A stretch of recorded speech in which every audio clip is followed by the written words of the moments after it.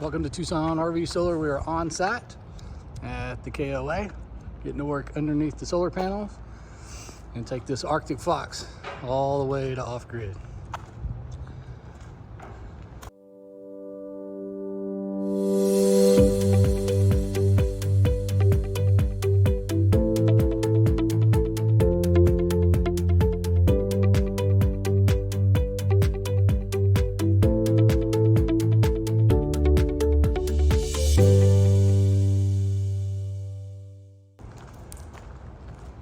So pretty awesome Arctic Fox. You can see he's got his 2 lead acid batteries up front.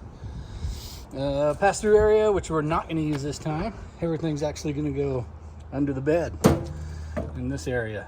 And so that's what Todd is starting to work on right now. I'm going to build the board that's going to go all the way across that.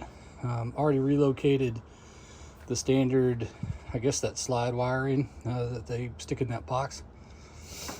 But looking for everything there. And so obviously we know that it's going to generate some heat when they run their air conditioner. So already developing our plan to bring in the cold air from the air conditioned side and then expel it probably down in the cavity underneath for all the heat, so we can dissipate that heat. Other things we got to worry about: no transfer switch because it's just standard travel trailer, but we got our shore power comes into there, so we're gonna splice into that location and then run that cable all the way back here to the inverter in and out. Current solar that's on it's one little trickle charger panel. We've got our Zamp solar controller, so we're going to delete that. And this is actually where the touchscreen is going to go for the Touch 50.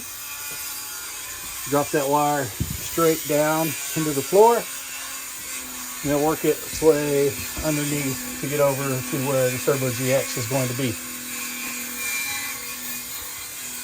Now we'll go up top, see what we got to deal with there.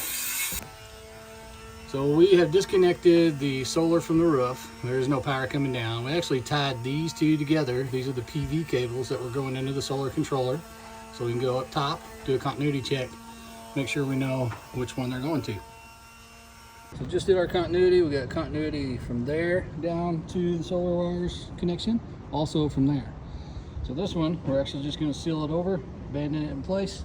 That's the one we're going to use. We're going to change it over to MC4 and start running our panels.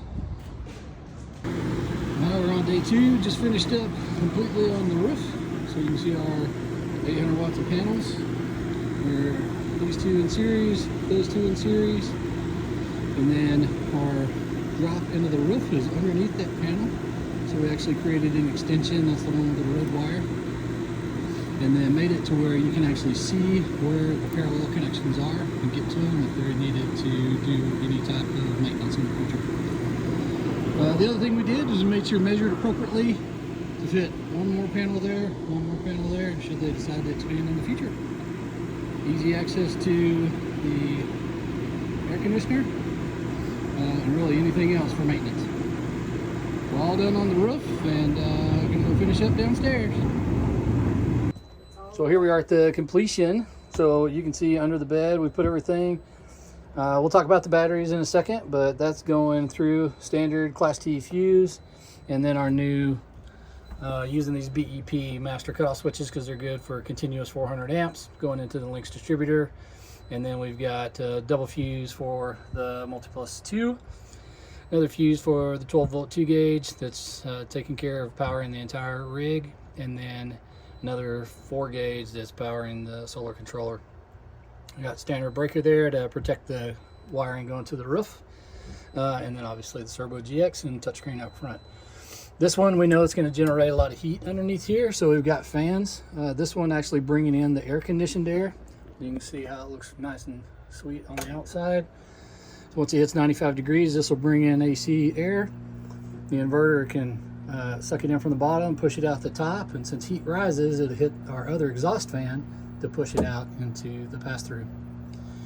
And then the last thing is not an optimum setup, obviously having different battery types in here, but they are all lithium batteries. The charge rates are about the same, especially because this is a 200 amp hour plus from LiTime.